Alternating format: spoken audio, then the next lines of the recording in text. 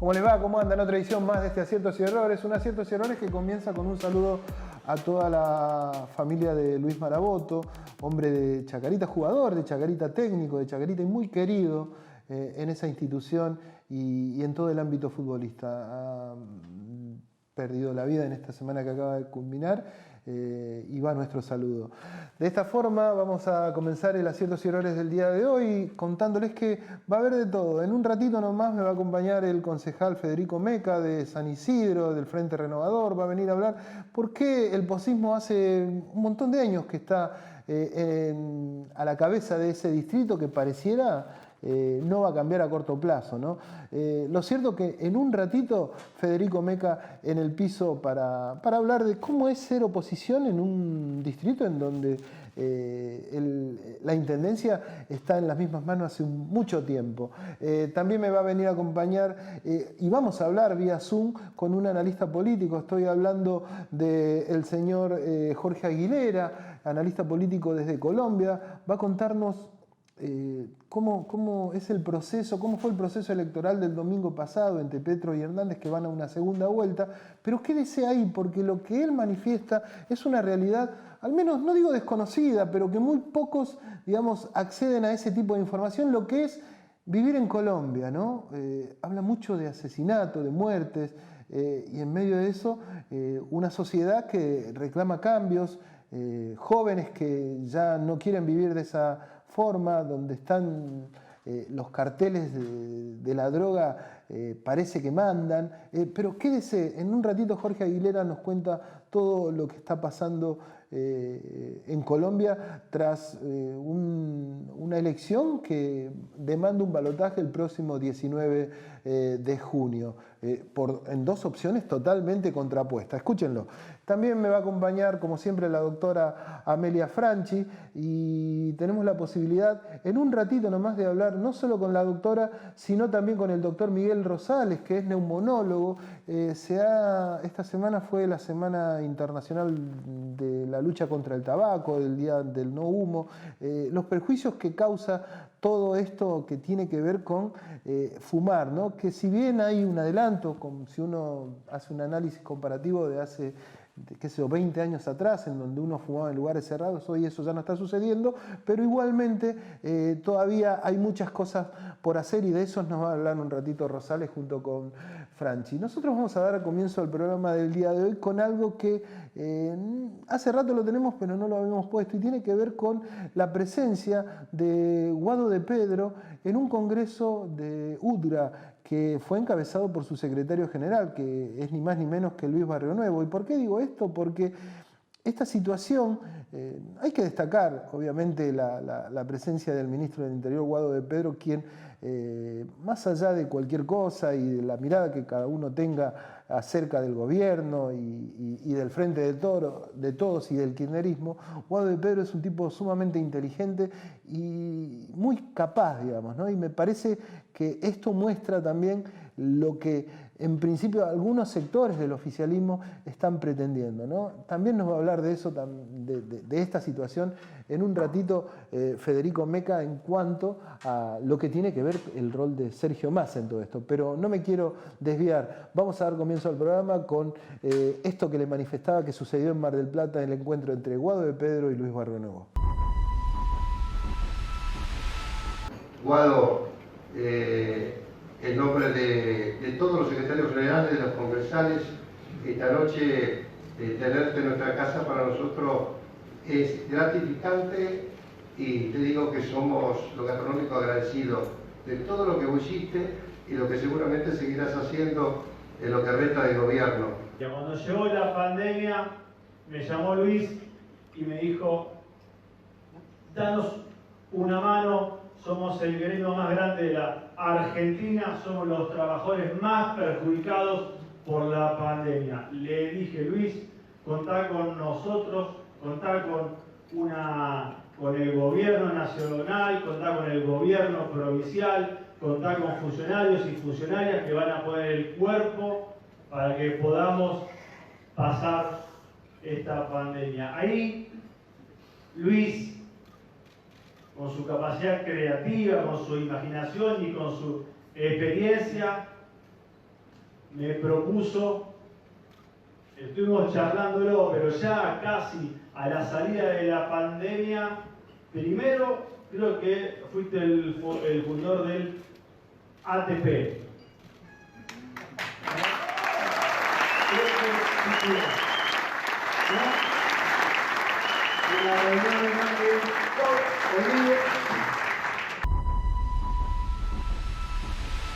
Y ahí veíamos las distintas situaciones que se van generando en un ámbito en donde uno no manifiesta mucho acerca de lo que tiene que ver con la campaña electoral o las elecciones del año próximo, pero todo pareciera que tiene que ver los movimientos, los hechos, las acciones. ¿Quién iba a pensar, no es cierto, que el propio Guado de Pedro iba a estar en un congreso con Luis Barrio Nuevo, digamos, una persona que obviamente está, por los dichos, por lo que manifiesta a menudo, está en las antípodas de lo que es el kirchnerismo, de lo que es Cristina Kirchner. Y Guado de Pedro se sabe que es un hombre muy cercano a la vicepresidenta de la Nación, ¿no es cierto? Pero bueno, también es cierto que esto tiene que ver un poco con lo que está pidiendo la sociedad, que esas diferencias que hay se vayan limando y que en definitiva empiecen a preocuparse por lo que le interesa a la gente. Me acompaña en este bloque Federico Meca, que es concejal del distrito de San Isidro, y vamos viendo a menudo estas situaciones en donde cómo funciona la oposición, en donde las intendencias, el oficialismo es de otro color. Federico, gracias por tu presencia acá. ¿Qué tal, en Enrique? Aciertos Gracias Errores. a vos por invitarme. No, por favor, vos sos un hombre del Frente Renovador, digamos, que también tiene que ver con esto que estamos hablando en una situación, en un marco en donde el Frente de Todo está en una situación, si se quiere, de incertidumbre, le digo yo, ¿no? ¿Cómo lo ves vos? Sí, es cierto. Yo, Enrique, además de concejal, soy contador público, entonces, bueno, estuve estudiando un poco las reformas que se vinieron haciendo estos últimos meses, ¿viste? Entre ellas, te quería mencionar las reformas que hace Sergio Massa, ¿viste? Que propone esto de subir el piso de ganancias a 280.000 pesos. O sea, yo veo que dentro del Frente de Todos, si bien como vos decís, hay alguna que otra interna, hoy en día Sergio Massa es quien está pensando en los trabajadores y en la clase media. Y en que el salario real gane competitividad, ¿no?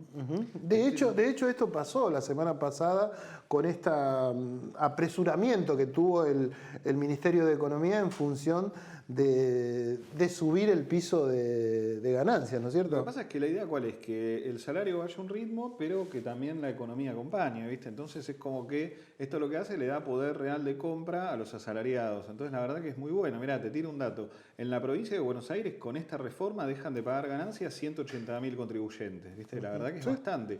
Y en San Isidro, de esos 180.000, son 4.500. Entonces la verdad que es un número que es bastante bueno para poder tener un poco más de poder de compra, ¿no?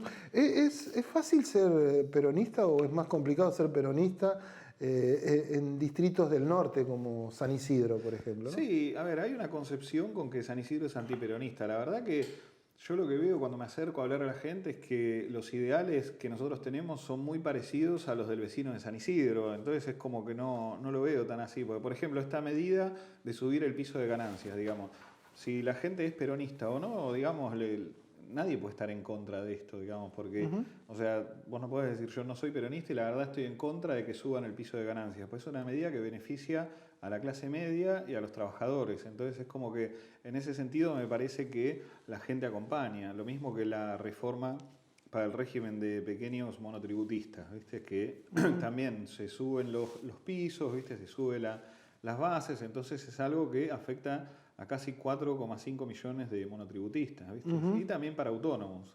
¿Cómo sería eso, digamos? Pero también va a aumentar la cuota mensual, digamos, también, ¿no? Sí, la cuota mensual aumenta, pero lo que vos podés hacer es quedarte en la misma categoría. ¿Por qué? Porque suponete que vos hoy, no sé, tenés un ingreso anual de 300.000 pesos, por decir algo, y estás en la categoría B del monotributo, por decir algo.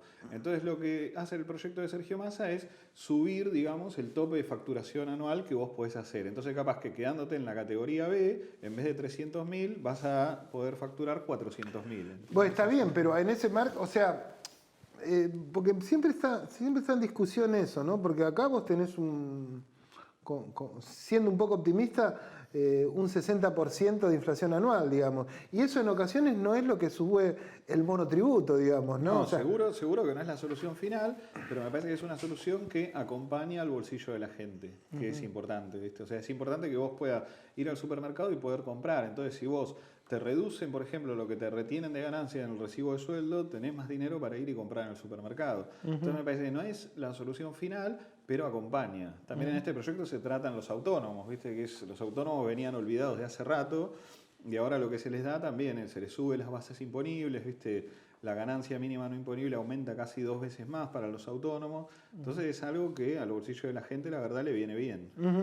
Se habló mucho, vos me hacés mucho hincapié en lo que tiene que ver el rol de Sergio Massa dentro de esta composición del Frente de Todo. Hubo esta semana un acercamiento de sectores de la presidencia hacia Roberto Labaña, el siempre vigente Roberto Labaña, y el hombre manifestó que, entre otras cosas, se le dé mayor poder a Sergio Massa. ¿Sabías algo de esto? No, la verdad no me había enterado, pero me parece que Sergio Massa es un buen gestionador. Si vos ves todo lo que hizo en el municipio de Tigre y si vos ves lo que viene proponiendo ahora, la verdad que me parece que la gestión siempre fue muy buena. Y además que él, digamos, o sea, en esta interna que vos decís que hay, creo que Sergio es el único que trata de buscar un equilibrio para que las cosas funcionen, digamos, ¿no? Que es lo importante, ¿no? Bueno, lo que manifestaba Labaña era gente. que le dé una especie de superministerio, digamos, en donde tenga esta posibilidad. No sé si superministerio, pero sí me parece que las ideas de Sergio Massa deben ser escuchadas, como fue ahora, por ejemplo, esto de el cambio en ganancias, monotributo y autónomos. La verdad que es algo que a mí me parece extraordinario, porque o sea, es un momento donde la gente realmente no la está pasando muy bien en cuanto a que algunos no llegan con el salario, y bueno, dar este alivio, viste que el aguinaldo ahora tampoco pague ganancias, dar este alivio me parece que está bueno. Manifestaste algo de Tigre vos, digamos, pero en Tigre no están muy bien las cosas con el Frente Renovador y el oficialismo, puntualmente, digamos, no te quiero meter en ese terreno, digamos, pero, pero hay algo así, digamos, en donde pareciera que...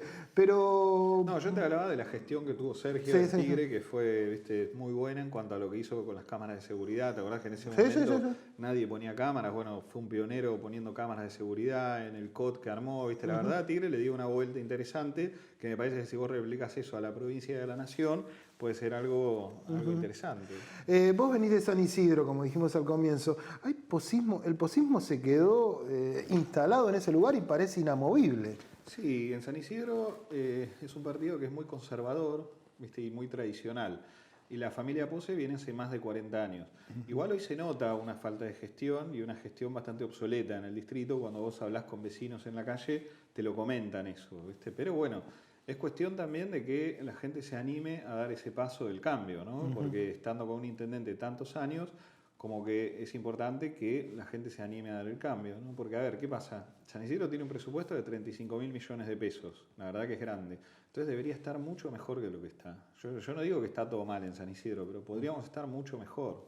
Nosotros desde el Frente Renovador, al ser minoría, igual proponemos muchas cosas que algunas el oficialismo las toma y otras no. Una, por ejemplo, que propusimos fue una reducción en la tasa para comercios, ¿viste? Para comercios de industria. Y la verdad que fue bueno, porque había una escala que no cerraba, que era que un comercio que, por ejemplo, facturaba 500.000 pesos y otro que no facturaba nada, pagaban lo mismo. Entonces, bueno, hicimos un estudio, ¿viste? De eso y logramos equiparar, digamos, para que el tipo que si ese mes no facturó, no pague, digamos. Entonces, bueno, eso lo escucharon y lo hicieron. Algunas cosas las hacen, ¿viste?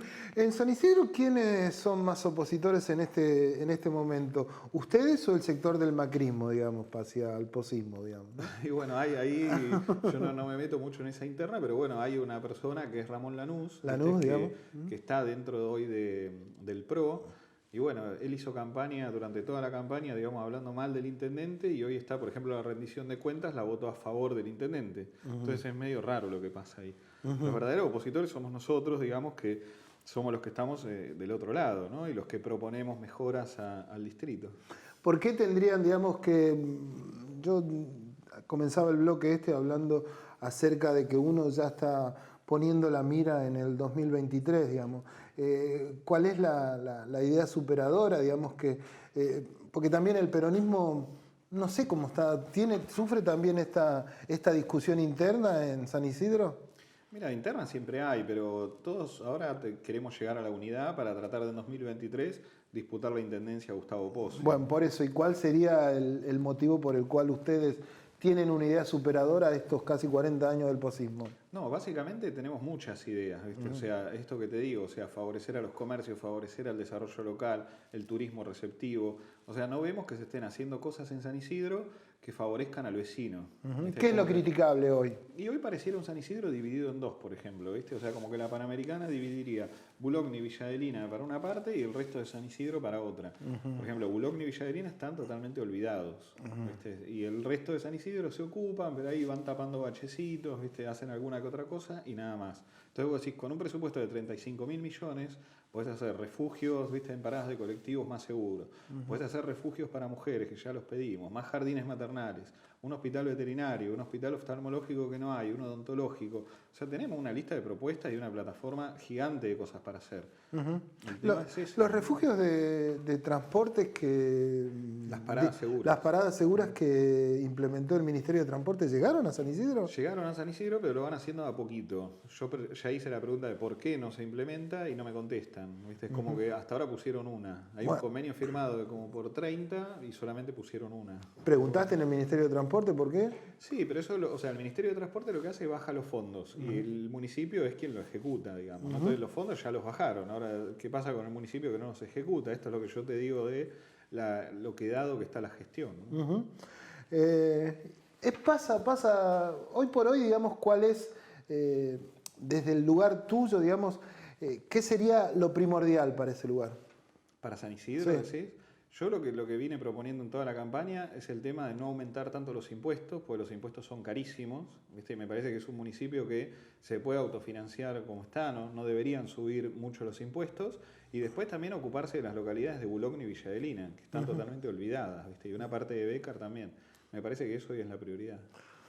Federico, te agradezco mucho tu presencia acá en Aciertos y Errores. Espero, digamos, que haya sido... Porque nosotros lo que hacemos habitualmente en este programa es darle la voz a aquellos, digamos, sectores, digamos, que están en menores condiciones. O sea, en este caso, a la oposición. No está pasando siempre en los distintos distritos. Y a lo largo de los años vamos viendo que...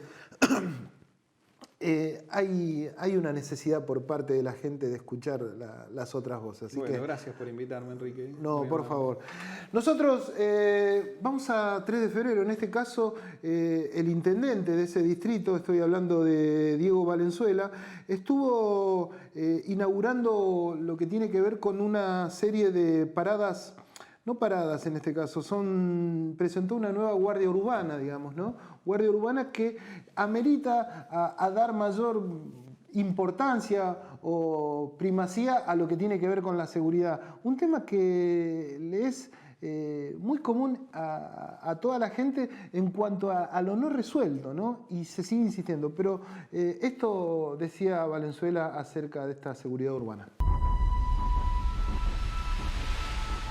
La seguridad es su absoluta prioridad para nosotros porque lo es para la gente y si bien no la maneja directamente el municipio, es provincial, es policial, nosotros siempre ayudando, siempre colaborando. Acabamos de lanzar un nuevo cuerpo de prevención que se llama Guardia Urbana, que son motociclistas de la Secretaría de Seguridad, con todos los elementos para la prevención en la calle, en moto, con comunicación, rápidamente pueden dar una alerta al 3FECOM, a la Secretaría de Seguridad o a la policía para una intervención rápida. Las motos nos permiten eso, una intervención rápida, ágil. Además de los móviles que tenemos, que son muchos, tener motociclistas también que van a ir de a 2 en binomios. Y lo primero que nosotros pensamos es tener presencia en todos los barrios, en cada una de las localidades, que este cuerpo vaya creciendo. La prevención es esencial, lo mismo son las cámaras, el centro de monitoreo que hicimos en Villa Bosch, la alarma vecinal, Ojos en Alerta, la flota de camionetas que tenemos municipales. Todo esto apunta a acompañar a los vecinos, a que tengan más seguridad cuando entran o salen de su casa, cuando van al trabajo, los chicos cuando salen o vienen de la escuela. El centro comercial, necesitamos que el que labura se sienta acompañado. Y esta es una manera también de acompañar a la provincia de Buenos Aires y a la policía de la provincia, que son quienes tienen la tarea de cuidarnos. Pero el municipio no se cruza de brazos. Invierte como ahora en estas motos, en este personal que es puramente municipal. Es, creo yo, un gran paso adelante para la prevención en 3 de febrero. En Morón volvió el día verde. Los miércoles solo sacar residuos reciclables. Solo residuos reciclables. Como papel, cartón, plástico, vidrios y metales. Todos limpios y secos. Municipio de Morón. Te presentamos Doctoros de PIM, un servicio de nuestra obra social por el cual podés comunicarte con un médico a través de videollamadas las 24 horas del día, los 7 días a la semana. Baja la aplicación y sumate a la telemedicina a través de tu consulta médica online sin salir de tu casa. OSDEPIM, te estamos cuidando.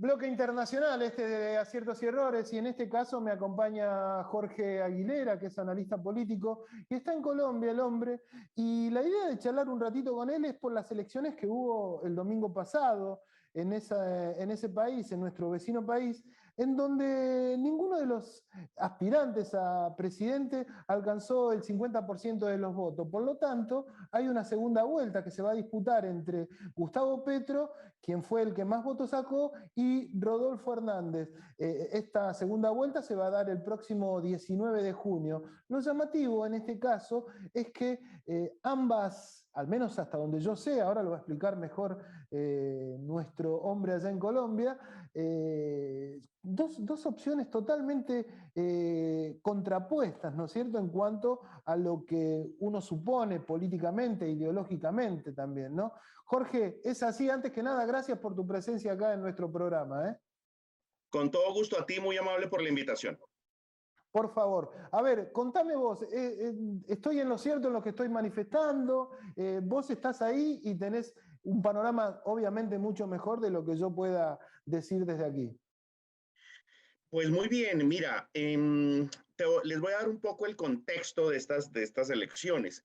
Gustavo Petro es el primer candidato de izquierda con opciones que llega vivo al proceso electoral. Colombia se ha caracterizado, en Colombia nunca ha llegado un gobierno de izquierda porque generalmente cuando hay un candidato con opciones es asesinado. Claro. De aquí viene, por ejemplo, el proceso que se vivió con el cártel de Medellín, que asesinó 8. O sea, y hay que tener presente que en estos momentos prácticamente quien controla el país son los herederos del cártel de Medellín. Entonces, la gran opción o lo que estaba esperando la ciudadanía y se ha aglutinado en torno a eso es pues evitar que maten a Gustavo Petro y poderle dar curso a este proceso electoral. Allí lo que vas a ver es cómo, digámoslo así, quien está detrás de este ejercicio de poder, que es Álvaro Uribe, pues casi que se vieron aturnados sus candidatos. Entonces, primero estuvo una señora María Fernanda Cabal, después estuvo un señor Zuluaga, después estuvo Fico, y ahora estas fuerzas lo estamos viendo en redes, o lo vimos una semana antes del proceso electoral, las grandes fichas del Centro Democrático apoyando a Rodolfo Hernández, que es el candidato que en este momento compite con Gustavo Petro. Entonces, como tú lo dices, son sectores bien diferentes. De un lado, un tema progresista, un tema de recuperación económica. Estos 20 tantos años, 22 años de uribismo, pues tienen al país casi en la ruina.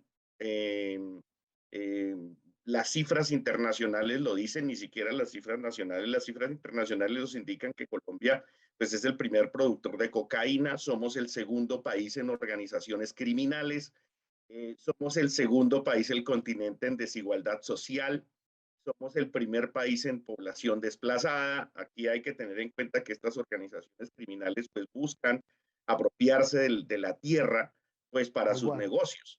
Entonces ahí, efectivamente, lo que tú dices, tú vas a ver un sector que quiere evitar que eso se siga desarrollando y el sector que quiere, pues, darle continuidad a este ejercicio, con un punto, además, que te doy muy interesante, que puede ser clave para el próximo proceso de segunda vuelta, y es que el 15% más, de acuerdo con el Censo Nacional, el 15% la población joven es el 15% más que el resto de la población. Entonces vas a tener un país joven que quiere unos procesos de cambio, y ahí pues Rodolfo Hernández es una persona muy mayor, que como que no tendría aparentemente mucho que relacionarse pues con ese segmento de cambio que está buscando el país. En ese escenario es que tú vas a ver cómo se está presentando la contienda electoral, incluso con un componente muy delicado que está tomando fuerza los 2 últimos días, y es un tema muy tendiente a que se presentó proceso de fraude en la primera vuelta. Aquí la primera parte es que los comicios, tan pronto termina el proceso electoral, la registraduría empieza a generar los datos de resultados. Muchos jurados y testigos electorales empezaron a decir que de dónde estaban saliendo las cifras, que hasta ahora se estaban contando los votos y no los habían enviado. Jorge, ¿quién denuncia el fraude? Perdóname, ¿quién denuncia el fraude en este caso? Comenzó por testigos y jurados electorales. Las personas, lo que se hizo fue, y hubo una tentativa de fraude en el proceso de Senado. De hecho, se pretendía ocultar 1,5 millones de votos. Y aquí ha habido un tema muy clave, porque y es que la ciudadanía está muy prevenida y muy atenta al proceso electoral. Entonces, casi que los varios periodos en los que ha ganado el uribismo, pues actores que participaron en esas elecciones salieron después a decir que intervinieron en las elecciones con grupos armados, que presionaron a los electores. En esta oportunidad, la ciudadanía está muy atenta. Entonces, lo que hicieron los testigos fue tomar fotos de las actas de cada mesa. Y esta tensión que vos manifestás por parte de la sociedad tiene que ver con un cansancio también de esa dirigencia política, digamos, que ahora por eso le presta mayor atención. Claro, claro. De hecho, tú vas a ver como dos elementos muy particulares allí. De uno, un cambio generacional. Como te digo, aquí vas a tener la población de 18 a 24 años. En este momento la mayoría de la población.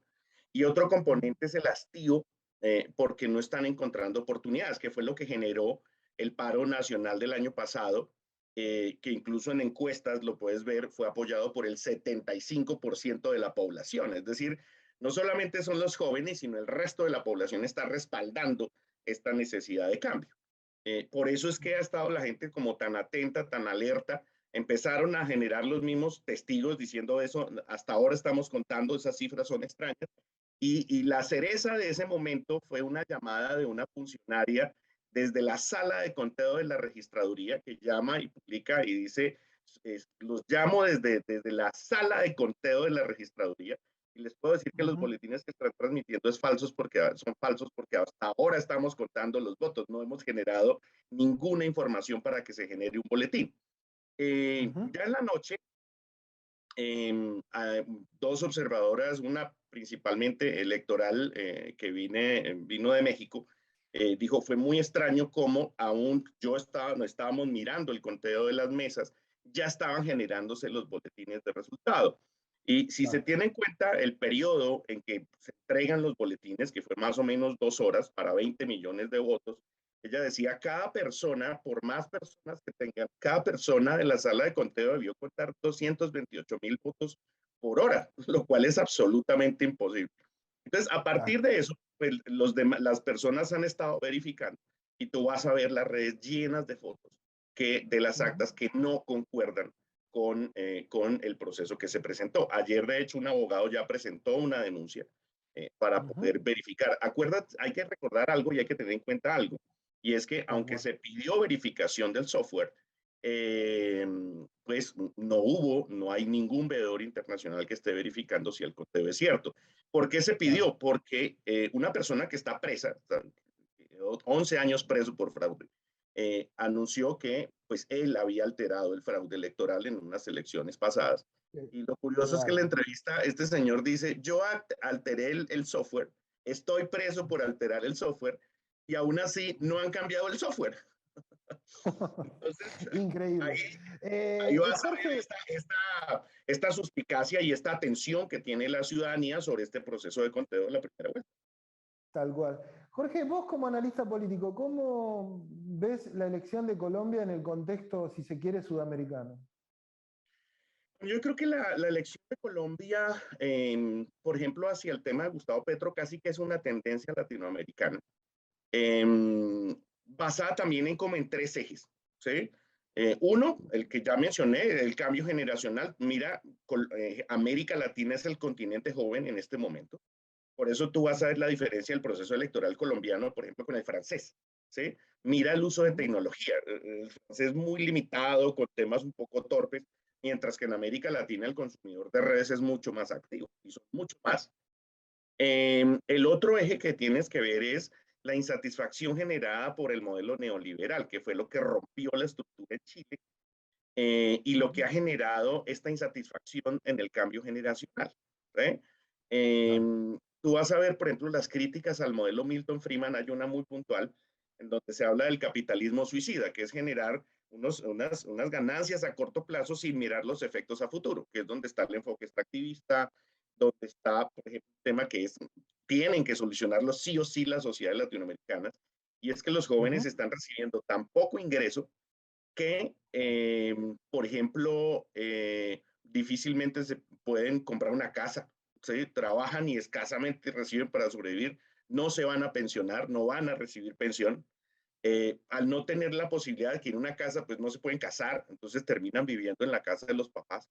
Y es un fenómeno muy curioso porque es la generación más preparada de América Latina, pero sus ingresos son bastante inferiores a los de sus abuelos y a los de sus papás. Entonces ahí vas a ver un tema ni siquiera ideológico, sino económico. O sea, hay una condición de un cambio generacional que está generando mucha insatisfacción. Y el tercer ¿Vos se lo, eje, vos se lo atribuís más a este tipo de modelo que sí, a lo que tiene que ver con el final de una pandemia en donde todos los oficialismos están perdiendo? O sea, ¿no les va bien en las elecciones? el tema aquí de la pandemia es que, pues, lo que hizo la pandemia fue radicalizar esta situación de pauperización. La pandemia pauperizó y casi que hizo evidente que la gente no tenía mecanismos para sobrevivir. Eso fue lo que hizo la pandemia. Sin embargo, el tercer eje que te voy a mencionar es el consumo tecnológico, ya que mencionas el tema de pandemia. La pandemia generó un fenómeno muy interesante en los procesos electorales y es que las personas desarrollaron más competencias de uso tecnológico. Claro. Entonces tú vas a ver un fenómeno muy curioso y es que buena parte de las audiencias de medios masivos, principalmente noticieros, migraron hacia el consumo digital. Entonces tú ya no ves tanto consumo televisivo, es un grave problema en las audiencias televisivas, pero tú ves un enorme consumo del proceso digital. Y eso también es parte de la pandemia, la gente encerrada aprendiendo a utilizar tecnología para poder sobrevivir en sus trabajos.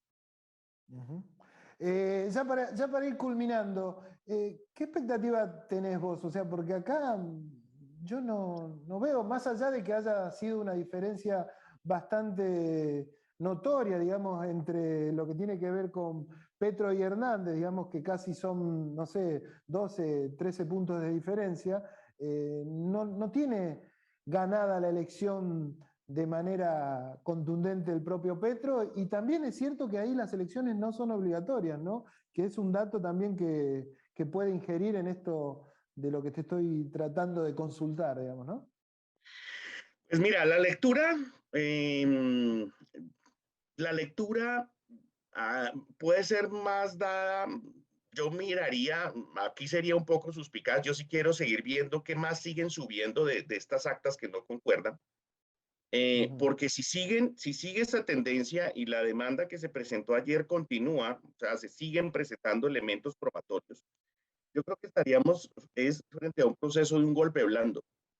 Claro. Es decir, en lugar de generar un fraude total y poner a otro ganador, pues poner en una primera vuelta un casi empate y en segunda vuelta definir hacia otro lado. ¿Cuál es el problema de eso, Jorge? El problema es la insatisfacción de la ciudadanía.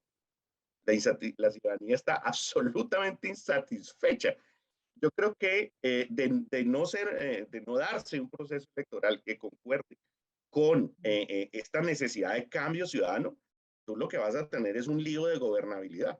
La gente simplemente no va a aceptar unas elecciones o un proceso que la misma ciudadanía va a considerar ilegítimo. Como te digo, aquí el tema es el gran hastío y la gran insatisfacción con la que viene sucediendo en Colombia en los últimos 20 años. Por eso te daba las cifras. Aquí, por ejemplo, tú te has dado cuenta que dispara toda esta insatisfacción, los asesinatos y las masacres, ¿sí? Que además es la segunda ola, ¿sí? Ni siquiera, nosotros ya tuvimos un proceso en donde un partido político decidió exterminar al otro en los años 50. La siguiente ola sucedió en los años 90, cuando lo mismo, un partido político decide exterminar a otro. Y ya hace unos días salieron las notificaciones y los temas legales. Asesinaron 5.300 personas de un partido y acabaron con el partido. En estos momentos Colombia está viviendo algo similar, ¿sí? Por eso tú ves que, por ejemplo, están asesinando ambientalistas, están asesinando líderes comunales, ¿sí? Entonces tú dices, pero ¿para qué matar a un ambientalista? Es el que cuida el bosque, el que cuida los terrenos. Acuérdate que aquí el tema del narco es un tema de tierra, ¿sí? Entonces la persona que dice, no quemen el bosque porque hay pájaros, pues si pone mucho problema lo matan, ¿sí? Y lo mismo los líderes comunales. Un líder comunal es un líder que ayuda a organizar una comunidad en un barrio o en un municipio pequeño, en las veredas, y que por supuesto este proceso organizativo pues no le conviene a estos grupos que se dedican a sus temas de narcotráfico. Jorge, y lo puedes ver incluso en la frontera entre Colombia y Ecuador, cómo ya el cártel de Sinaloa controla el sur del país y está generando serios inconvenientes en el norte de Ecuador. No, la verdad que te escuchaba atentamente y uno la verdad que cuesta comprender toda esta situación en donde vos planteás, bueno, sencillamente desde que empezábamos a conversar, ¿no es cierto?, que es el primer candidato que llega sin ser asesinado y todo este contexto que me decís a lo último, la verdad que moviliza bastante. Es una situación compleja la de Colombia, sin lugar a dudas, ¿no? Totalmente. Y lo que te digo, viene de todo el tema, mira la calificación de aprobación del paro del año pasado. Eso ya significa, es lo que te digo, no es solo un segmento que está muy insatisfecho, la población joven, que como te digo, además es la mayoría de la población, sino además el resto de la sociedad que lo está acompañando en que es necesario generar un proceso de cambio, que se detengan los asesinatos, que se detengan las masacres. Pero hay una cifra allí muy diciente. Y como te digo, es de organismos internacionales. Colombia ya en este momento es el segundo país en organizaciones criminales. Entonces, ese es parte de este fenómeno como te digo, la política, como ha sido permeada por organizaciones del narcotráfico, asumen el poder y tú vas a ver cómo pues, eso tiene un efecto sobre la sociedad que rechaza pues, a este tipo de sectores. Jorge, ha sido muy amable por charlar y muy claro y muy elocuente en cuanto a esa situación. Sin lugar a dudas, te vamos a volver a molestar nuevamente porque vemos que esto, digamos, también es un proceso que, más allá del resultado final que se dé el próximo 19 de junio, después va a haber que gobernar, sin lugar a dudas, ¿no? Ese es el tema. O sea, ahí el tema, la palabra de fondo, la píldora, va a ser el tema de gobernabilidad. O sea, llegue quien llegue, tiene que estar muy atento a la enorme insatisfacción que hay en la ciudadanía con lo que está sucediendo. Muchas gracias, Jorge. Un gustazo. Siempre a tus órdenes. Gracias. Jorge Aguilera, analista político desde Colombia, con un panorama, la verdad que sorprendente. Nosotros vamos a ver algo, vamos a cambiar un poco la dinámica y lo que veníamos hablando con esto de Colombia, que nos dejó un poco así movilizados, ¿no? Vamos a ver algo que, una fusión entre el gremio de gastronómico, Ultra de San Martín, junto con la gente del movimiento Evita, más precisamente con Diego Grosso, estuvieron inaugurando unos cursos y también la posibilidad de cursos a futuro con entidades, si se quiere, de organizaciones sociales para prepararlos para un futuro empleo. Vemos la nota. No sé si lo conocen al diputado, no sé si alguno lo conoce, Leo Grosso. Bueno, gracias la verdad por acompañarnos. Está bueno que nos visite siempre alguien que se hizo el tiempo para estar acá, más allá de la actividad que tiene. Está bueno que vea lo que hacen ustedes, ¿no? Porque esto es capacitación y él trabaja en un sector donde es la economía informal. Y la realidad que también hablamos para tratar de hacer curso en conjunto y bueno, ojalá que este año lo podamos llevar a cabo. Es un sector que necesita mucho de nuestra capacitación. Nosotros tenemos los profes para hacerlo, así que cuenten con nosotros, lo hemos hablado, cuenten con nosotros para hacerlo y esperemos pronto arrancar. Así que gracias por estarnos y por tomarte el tiempo por venir.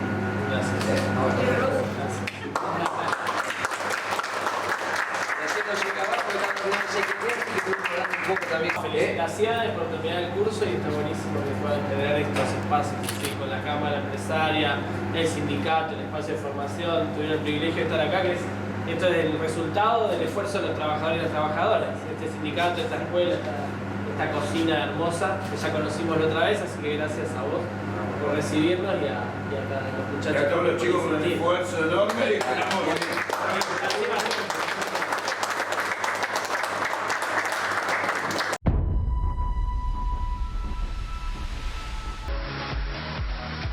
Si usted tiene un problema jurídico, no lo dude. Consulte a un abogado matriculado. Se lo aconseja el Colegio de Abogados de San Martín. Llame al 4754-2139, Avenida Ricardo Balbín, 1750 San Martín. Seguinos en nuestras redes sociales y entérate de todas las actividades legislativas. Honorable Cámara de Diputados de la Provincia de Buenos Aires.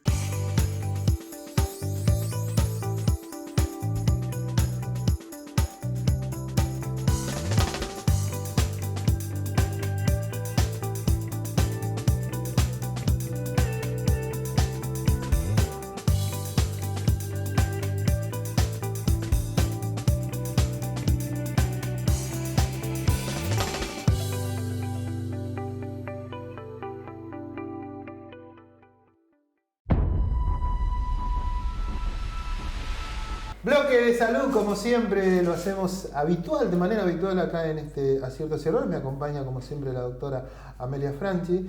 Y en este caso me acompaña el doctor Miguel Rosales, que es neumonólogo. Y vamos a hablar de una temática que ha sucedido. Es común que Amelia traiga los temas semanales, ¿no? Porque siempre hay días que conmemora algo relativo a la salud. Y en este caso el humo, que no tiene nada que ver con todo lo que nosotros vinimos viendo en el programa, digamos, no es que vamos a hablar de humo, pero sí del día del no humo, del tabaco. Pero contalo vos mejor, Amelia. Antes que nada, gracias, doctor, por su presencia acá. Buen día, gracias a ustedes. Hola, Miguel, muchas gracias por estar con nosotros, porque aparte de ser neumonólogo, Miguel Rosales es especialista en cesación tabáquica. Bueno. ¿Y qué será cesación tabáquica? Bueno, es el Día Mundial sin Humo. ¿Y por qué puede haber un Día Mundial sin humo? Es para que podamos comunicar a las personas, a la comunidad, el daño que puede producir, que muy erradamente muchos creen que solo es el pulmón o cáncer de pulmón, o EPOC, que es la enfermedad pulmonar crónica, sino que además puede lastimar un montón de órganos. Pero bueno, la idea es enseñar esto, poder comunicarlo y preguntarle a Miguel qué significa la cesación tabáquica, qué daña el humo, y no solo el humo de los que fuman, sino el humo de los que están al lado también. Eso es muy importante. De los que no fuman, digamos. Los daña también, digamos. Claro, así que bueno, hay campañas. Nos gustaría un poquito que nos cuentes, Miguel, qué campañas hay que hacer, cómo llega la gente, cómo podemos ayudar.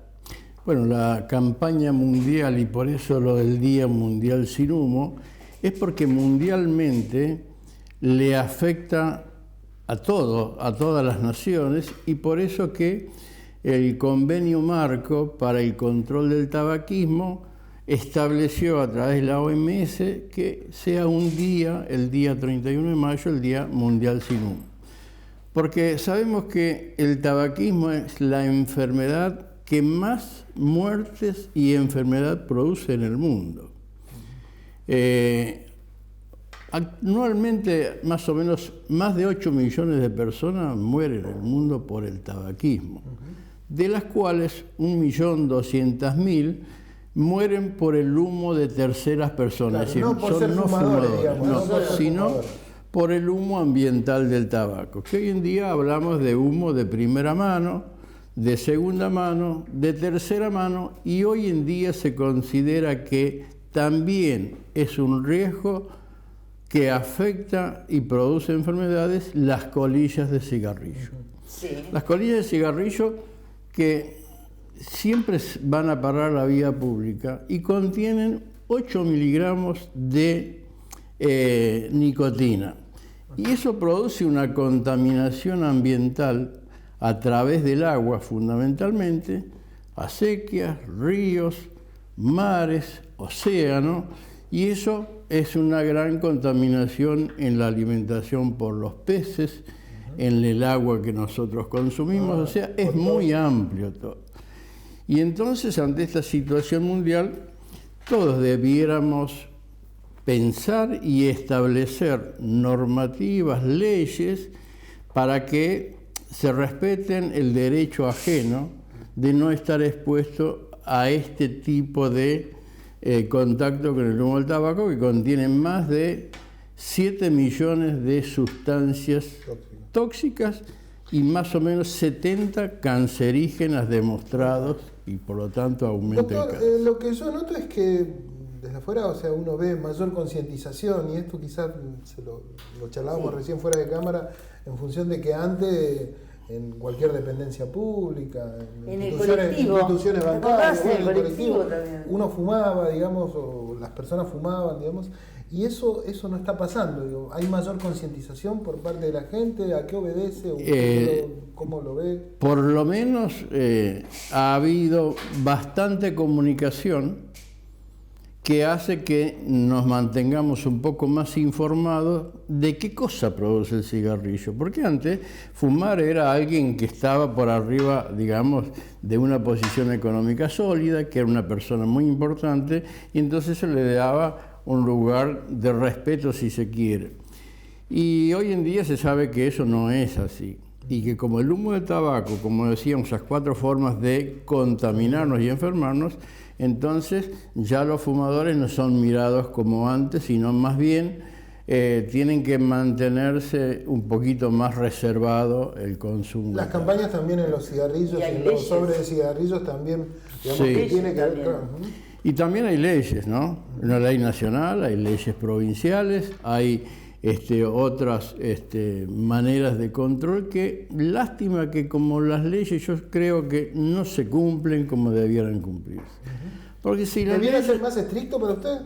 Por supuesto. ¿Y de qué manera, por ejemplo? Y para mí la mayor deuda que tenemos es la información desde los más pequeños, desde el colegio primario, secundario y a nivel de todos los trabajos. Hay muchas empresas que piden a estos grupos de cesación tabáquico que vayan a darle cursos para disminuir las enfermedades y las muertes a sus trabajadores, que eso está muy bien, pero si nosotros informamos a los chicos, sobre todo, ellos son multiplicadores hacia los padres y hacia el entorno familiar de que no se fume. Y por sobre todo, hacerle ver que el derecho de los chicos en su hogar, en la escuela, donde sea, tienen que respetarlos y ellos van a ser los que van a poner límites y barreras. De cualquier manera, yo te cuento que la comunicación aumentó muchísimo, esto es cierto, pero muchas veces no se cumplen, como decís vos, las leyes. Debería haber lugares públicos, está prohibido fumar, sin embargo te das vuelta y vas a encontrar colillas de cigarrillos, como bien decía él. Pero creo que además tenemos que concientizar acerca de que las enfermedades cardiovasculares, los infartos, la cuestión vascular fundamentalmente, los riñones, la insuficiencia renal, el tabaco lastima un montón de órganos, no solamente el pulmón, que todo el mundo piensa, bueno, puedo tener un cáncer de pulmón o puedo estar con el oxígeno al lado y porque fumé toda la vida. Es muy difícil dejar, porque es una adicción. Y aquí va mi pregunta. ¿Cómo es el manejo? ¿Cómo podemos ayudar? Porque una cosa es que yo quiera dejar de fumar y otra cosa es ver cómo nos ayudan. Y por último, preguntarte acerca de que la gente cree que el cigarrillo electrónico es una forma de ayudar y sin embargo el cigarrillo electrónico está prohibido. ¿Por qué? Desconozco. Bueno, el que debe saber es usted. Con respecto a la gama de enfermedades, en realidad el tabaco enferma todo el organismo. Porque ingresa por una vía, la autopista de la vía respiratoria, que impactan el alvéolo pulmonar y ahí pasa la circulación y la circulación está por todo el cuerpo. Entonces las enfermedades cardiovasculares se llevan más o menos un 30 o un 33%, las enfermedades respiratorias otro tanto y las enfermedades tumorales, los cánceres de todo el organismo, tiene un aumento sustancial de producir cáncer a todo nivel de la economía. Y por otro lado, ¿cómo uno puede ayudarlos? Y bueno, los que piden ayuda para poder dejar de fumar se ven beneficiados porque hoy en día hay muchos grupos mundialmente que trabajan en cesación tabáquica en forma individual y en forma grupal. Y en forma pública. O sea que es gratuito en muchos lados. Es gratuito en muchos lados y si entra la paja al ministerio, si ahí uno tiene... considera que el tabaco es una adicción, es medio difícil, digamos, alejarse de eso, digamos, ¿no? A las personas que ya tienen ese vínculo con claro, el cigarrillo. es difícil. Creemos siempre que hay una palabra que es el no probar. Cualquiera de las adicciones es mejor no probar, porque cuando uno prueba, después empieza a consumir. Y hablando puntualmente del cigarrillo también, se empieza por probar, por los grupos, por las amistades, por el estar en tono con sus compañeros y así. Y últimamente, a tu pregunta, el cigarrillo electrónico es una manera que inventaron las tabacaleras. Las tabacaleras vieron que está disminuyendo el consumo de cigarrillos normales y entonces están buscando otras estrategias y una de esas es, ellos apuntan y promocionan que es menor daño, que fuman con menor daño, que eso no te hace mal, y hay de distintos tipos los cigarrillos electrónicos, tabaco calentado, muchos tienen nicotina y no se sabe qué cantidad, algunos tienen más de la cantidad, pero tienen sustancias tóxicas que producen tantas enfermedades a nivel pulmonar y a nivel general, como decíamos antes. Y en lo cotidiano, digamos, también hay que decir, digamos, que estos cigarrillos, no es que están prohibidos los cigarrillos comunes a ingerirlos en lugares cerrados,